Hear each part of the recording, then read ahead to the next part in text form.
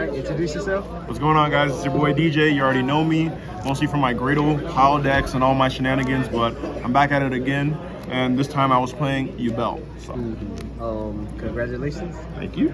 42-man locals. Yo, it was rounds. crazy, man. I fought so much like Tempai, and it's crazy. My roommate, I helped him put his deck together last night, so I had to read a lot of those cards for the first time last night, and I had to read it again today. Like, I understood it was a battle-focused deck, but I just tried my best to be a little bit prepared. I still ended up having to read a bunch of cards, so it's crazy. Let's get into the list, man. Of course. Hopping right into it, I go into my hand traps. I play 3-shifter. The deck can play it, and honestly, you just need this to survive the Snake Eye. You turn off their turn going first, and your combos still work, even if they're banished. They just need to be destroyed, and this card is an auto win.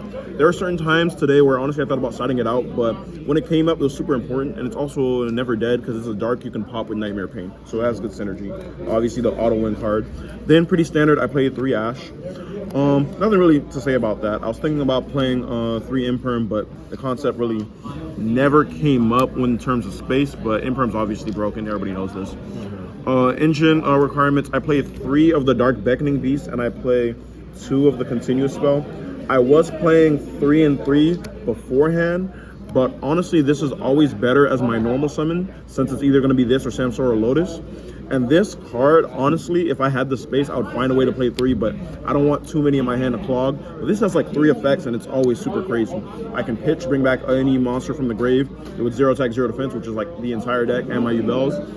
If I control level 10, which my Ubells are, I can grab back a continuous spell from the grave. It gives me recursion, it surges on activation, everything. For the rest of the package, I play obviously 3 Samsara Lotus. It's just a lone Fire Blossom. It also has a second effect. If I control Ubell, I can change a monster effect my opponent activates into destroy my Ubell. So it's also set us up as another form of interruption. And then if I control Ubell during the end phase, I can special summon it for free. So it can help me pay her maintenance costs as well. The lifeblood of the deck, Spirit of Yubel. This was the MVP. It was a battle fader. It searches me on activation. It's not once per turn. If it's destroyed any way, shape, or form, it's gonna float into another Yubel. This card was crazy. You have to play it in the deck, and honestly, super happy I had it. I play 2 Ubel, 1 Terror Incarnate, and 1 Ultimate Nightmare. These bricks were in my hand all day today. This isn't terrible in your hand because it will float regardless.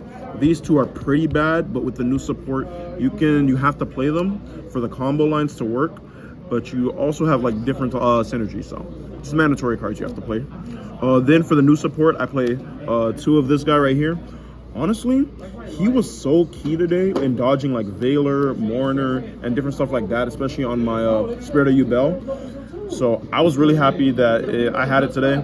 And this also can help dodge on my opponent's turn, and it gives you recursion. I can banish it from the grave and bring one of my boys back for free. So a lot of people were surprised by how much this card does. It's super crazy. Then I play the 1 card Shavara. I need it for the Unchained line. It's pretty simple. Most people are already familiar with this. You know, if it's sent to the grave, it sets, and then it's the hand interruption. This also helps me dodge Imperm and other stuff today. So I was happy I had it. Onto the spells. I'll play 1 for 1 free extender. It's yours too, but I know you got to leave, right? Free extender, the terraforming, super free, broken card of all time. So probably like, why read what's going on when you can just fuse your opponent's entire board? This card is crazy. I also played the 1 Mature Chronicle. I thought about cutting it, but this card came in kind of clutch today, like putting in counters, recursion, getting me everything I need to do, and it can search super polys. So enough said when you can do that. The card that makes people have to read whenever they enter battle. Nightmare Pain, this searches, this says you must swing, this also says you take the damage. So this combos really well with the other Ubell also. So you're taking damage from the Ubell and its own effect. So let's say they swung at you with a 3K monster. They're not only taking the 3K, but they're also going to take another 3K out this. So that's 6K, and it's pretty insane. Then obviously, the mandatory card for consistency, I play Prosperity. I'm so sad. I saw this like twice today, but you have to play it. The deck, it just needs it. Consistency. And the new card, honestly, super broken. I was happy. I had picked up 2 last night, and today I was lucky enough to pick up my 3rd. This card does everything. On activation, it can add or pop. If one of them is destroyed, you can grab one that's a higher level or lower level and special summon it, or it does everything you need to get the synergy going. And I wouldn't be surprised if you start seeing this be played in other decks, like freaking DDDs to search like Kepler or something. It's great. And then also the quote-unquote bricks. This is for the Unchained line. This gives you my recursion that I set off of the Shavara, and this is Eternal Favorite. This card was so good today, I might up this to 2. Like, this is a Reborn and a Super Poly, and having another target to search was super important because most of my games today came down to grinding, and especially for Tenpai, like them not being able to be destroyed by battle also had synergy, and one of them says they don't take battle damage. So being able to super poly them away or bring back a recursion after they try and pop my Yubel was pretty good. So I was just happy with this. That's it for the main deck. On to the extra. For my links, I play the one Yama, just for the Unchained package. It's super easy to make into. I play the one Dark. I never made it today. I wish I had a SP. This would probably just replace it directly for an SP. I play the one Anguish. It combos off with the Link 2. Right here, Rage. I can use this as it sets up another form of interruption to link off with my opponent. A Unicorn. Sometimes, especially against back row decks, I would eat one of their monsters and then make a Unicorn and spin something else. So this was my SP at home. You know, you do what you can with what you have. Muckracker, this card's crazy, so much better than I thought it was. I can reborn honestly all of my monsters in the deck. If I had the space, I would play 2, but there's just not enough space. My Super Poly targets, I play 1, 1, 1, and 1. And then obviously I play the best one. This card is crazy. I can use any effect monsters plus a Ubell monster, which is crack.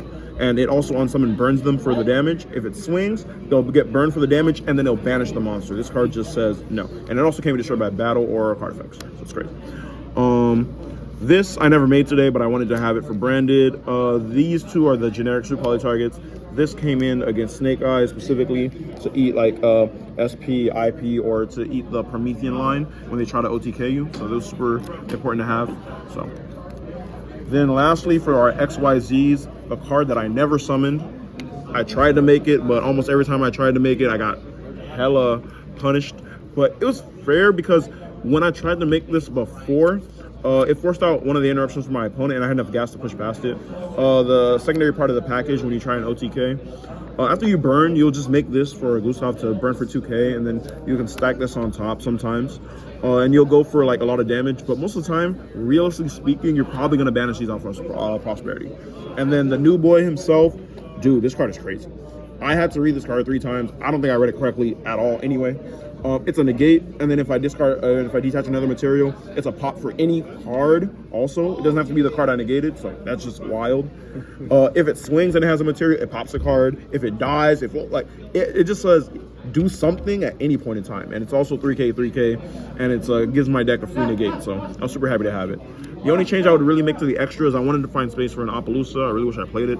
I learned how to make it today through like testing, so it would have been crazy to have. Onto the side, it was pretty generic for the most part. You know, 2 Lightning Storm, 1 Duster for back row decks, evenly for decks that I don't want to read about. For Tenpai, me and my roommate were like, yeah, we can't lose to it. He's playing the deck, so he's more prepared than I am. He has Heat Wave and all that other stuff. But I had to play Thunder Ruler. I'm like, I stand by, there's no battle phase happening. It's so weird because you would think with the deck, I want them to swing to trigger my Ubell and take damage, but letting them get to battle phase is too crazy, and I'd much rather be able to set up my board and start pushing more than letting them get to battle and trigger a bunch of effects. Because honestly, I think Tenpai might win that matchup pretty well, but I need more testing done. But this card was amazing, MVP. Standard draw. We have a Flu player at this local. I think enough said. Sometimes you just can't lose to that deck. And then a card that I thought I would use more, but honestly, I just fought Tenpai Dragon and Labyrinth today. Those were the only 2 decks I played against. There's literally like 4 Tenpai and like 2 Labyrinth. Like they just didn't want me to play anything else. But overall, it was pretty good. The list was solid. Like I said, I only make 1 change, but that's about it. What was that spice that came up? Oh, the spice that came up. So He thanked you for it was actually the Thunder of Ruler. So this card right here, right? I was debating. I was thinking about Threatening Roar and other stuff like that, but we had picked this up when we went to the YCS, and this card's insane. You know, sometimes the deck needs to go to battle to start setting up different interactions. I've seen different lists that have a combo going first, but usually they're just ending on Heretic Seals, and almost any deck, I believe, can check a Heretic Seal, so that's whatever. This, like, almost auto wins the matchup. The idea was to not give them a battle phase. Exactly, you don't want them to go. Because most of the stuff pops off in the battle phase. So since they can't go into it, there's no way they can set up their synchro boards. And that's pretty much it for the deck profile. All right, man. Thank you for the deck profile. Any shout outs? Of course, I want to shout out everybody here at Cool Stuff, the boys. I've been getting dragged into different formats, Edison and all this, but I do want to shout out, you know, my friends who helped me test, get the deck together, pick up cards, took me to locals. Honestly, everyone here, Ocean Gang, the boy himself right here, getting me on the channel, giving me the time. That's really about it. I want to take just everybody. Shout out to Miles too. Yes, sir. All right, man. Congratulations. Thank you.